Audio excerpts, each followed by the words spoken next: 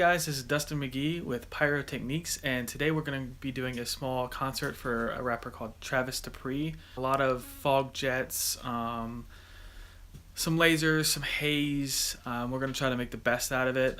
There's can't do any pyro for this in this venue, so we're sticking to the non-flammable, safe, same, can't use CO2. It has to be jets. Not today, boys.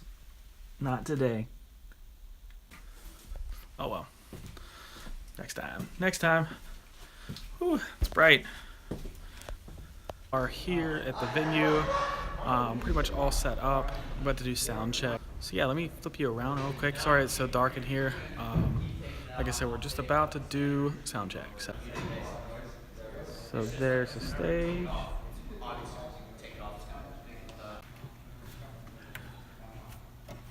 Here's our sound operator, Chris. What's your last name? Bulwer. Right. He's gonna be running the sound with us. Alright guys, mic check is done. We're working on a few more things. We're about to open house in about 20 minutes. And it's going to be awesome. It's going to be lit.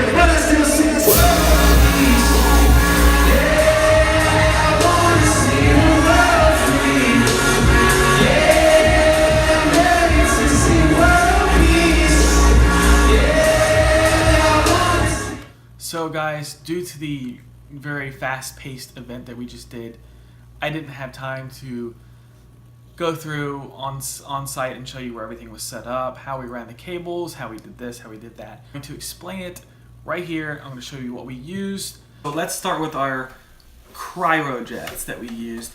These are American ADJ Fog Furry Jets. They are pretty similar to a CO2 effect. They are much easier than using a CO2 effect. Requires hoses, it requires cables, it requires CO2 tanks. So this is just more convenient on a quick, easy venue.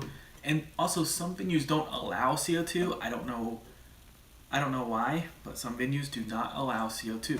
Let's start with the lights. They do have RGB LEDs inside. It has DMX in and out. It is 3-pin DMX. You can also see the screen display. You can set the address. You can set different modes, what it does. You can strobe it. There's all kind of programs built in. There are several macros that control the lights, the duration of fog, the strobe on, off, fog on, off. It all depends. Please look at the manual and you will be able to figure out those macros. As we spin it around, you can see this jug is mounted to where it can either be mounted like this, or you flip it over. This plate comes off, and you can mount it upside down. You can also mount it sideways, completely like this. So if you want an effect kind of at a 45-degree angle, you can mount it like this. It also has safety tie-offs, so you can tie off using a safety cable, which is required from most venues. Let's talk lasers. This laser comes from laserworld.com. It is the ES400 RGB QS. RGB means it's red, green, and blue. You can mix the colors to make your own. You can make purple, red, whites, greens, blues. This unit has a lot of built-in programs. I think there's over 100 different patterns. Effects like waves, tunnels, chases, strobes, and you can all access those through the macros. If you see here, there is the window here. Now I would be very cautious when you guys are using this because this will get pretty hot. I mean, it is a 400 watt laser going through. It's not extreme, but it'll definitely kind of warm up a little bit. So just keep that in mind if you're running for a long duration. If we spin it around, you will see the safety cap. There are some counties or states that require a dead man safety switch, so you have to hold a dead man for the laser to work. This bypasses it, so you do not need the safety switch. It does come with a small set of keys: on, off, arm, disarm. It also has DMX in and out. Here are your dip switches to set your DMX address. If you're not familiar with dip switches on DMX, I highly recommend downloading a free app called Dip DMX. There's a built-in fan. If you use this unit, make sure the fan is very clean and not obstructed. This thing will heat up very fast and completely fry. You can rig this unit using this bracket here, and then there also is a safety loop right here to put a safety cable through. That covers the laser. Now, if you're going to be running lasers, you're definitely going to need some kind of Hazer. This Hazer comes from Ultratech. It is called a Radiance Hazer. It runs about $1,500 to $2,000 depending on the unit. It is a water-based Hazer. It does give you a good-looking haze without you needing the CO2 like the MGG Hazer does. You can also run it manually using the DMX addresses.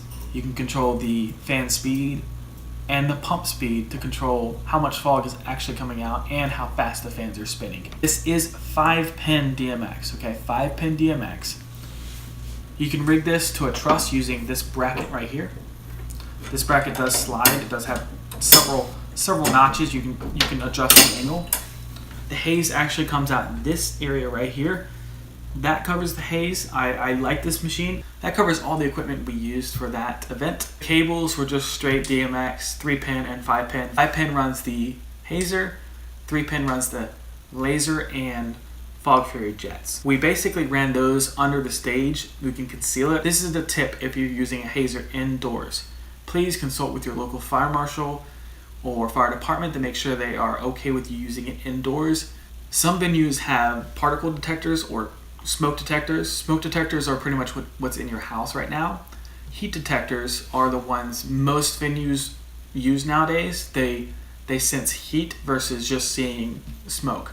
If your venue has smoke detectors, your Hazer would definitely set it off. And that is not something you want. You don't want to be in the middle of your event and set off the fire alarms and have to evacuate the whole building, and you just screwed up the whole concert. If you're interested in Travis Dupri's music, please click the link below. I will have it in the description. Check him out on iTunes and YouTube. That wraps up this vlog. I appreciate you guys watching. Stay tuned for more exciting things. Like, comment, share. But I still seek world peace.